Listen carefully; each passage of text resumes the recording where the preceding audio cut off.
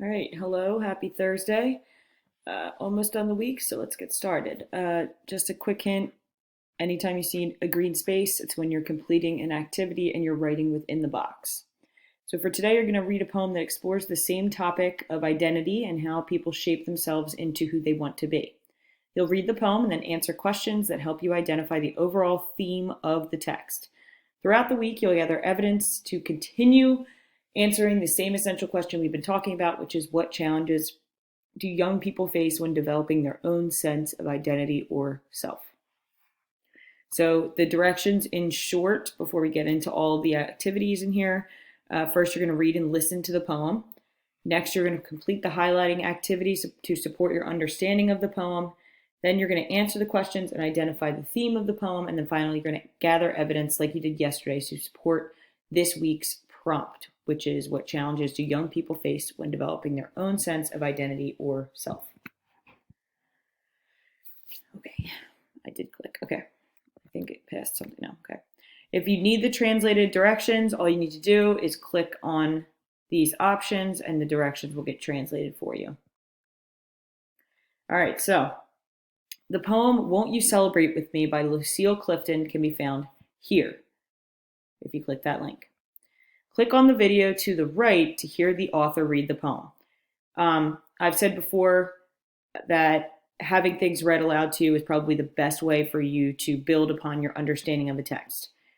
This way you don't have to specifically read all of the words or pay attention so much to what the words are, but now you can, but by having someone read it to you, you can pay attention to what they mean.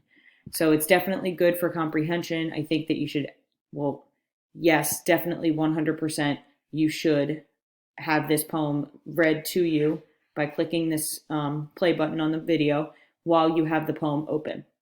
So while you're looking at the poem, you will be also hearing the poem being read to you. That'll help build upon your comprehension of the text. All right, so background information.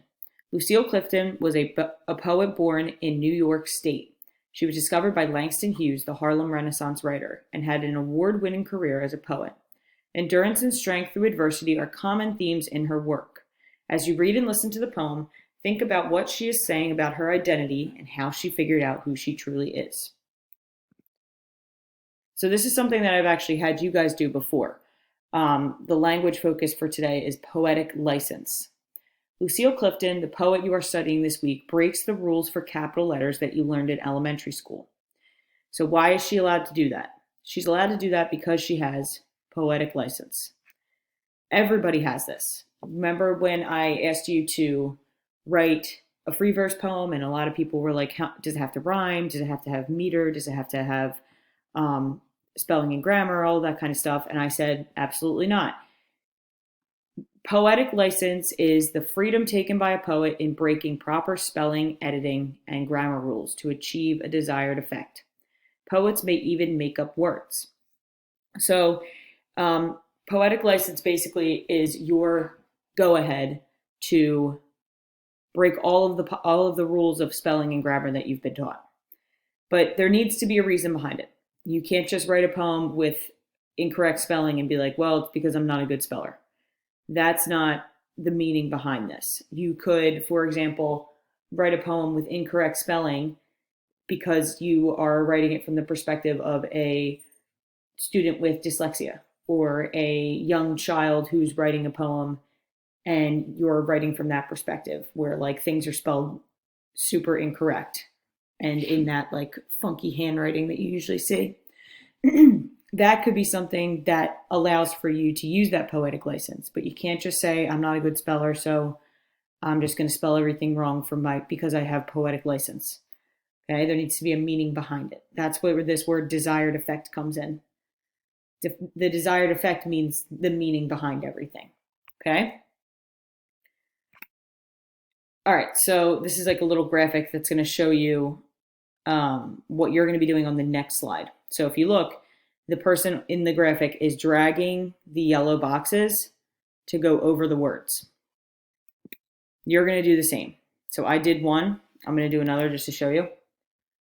So your directions are to drag and drop the highlight bar over any lines that help you understand how the author formed her identity. You literally pick it up I'm dragging and dropping, and I put it over the words, I made it up. Because to me, that means that she is forming her identity. Obviously, I just picked a random line, but you would be picking the ones that you find really show how the author is forming their identity.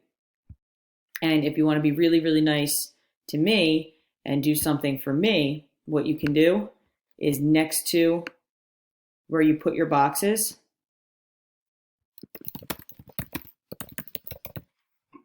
explain.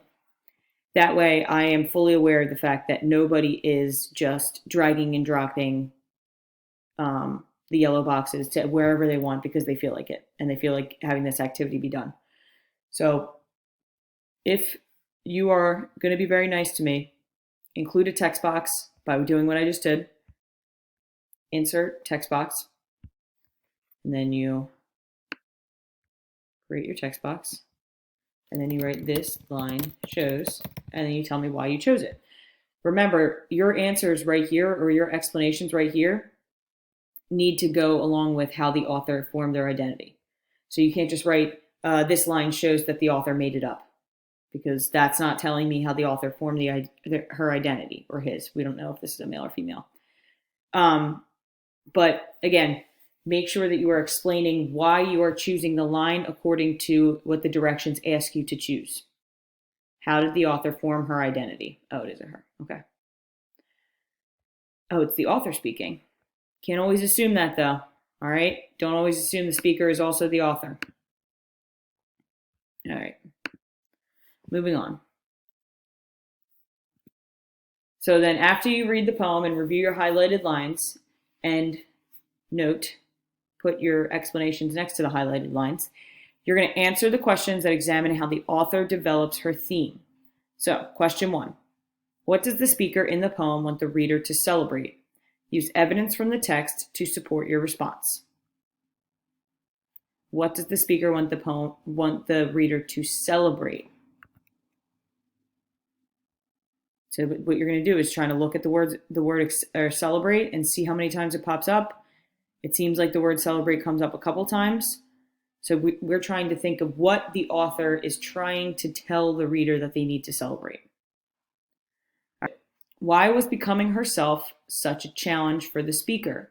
Hint, look in lines 3 through 6.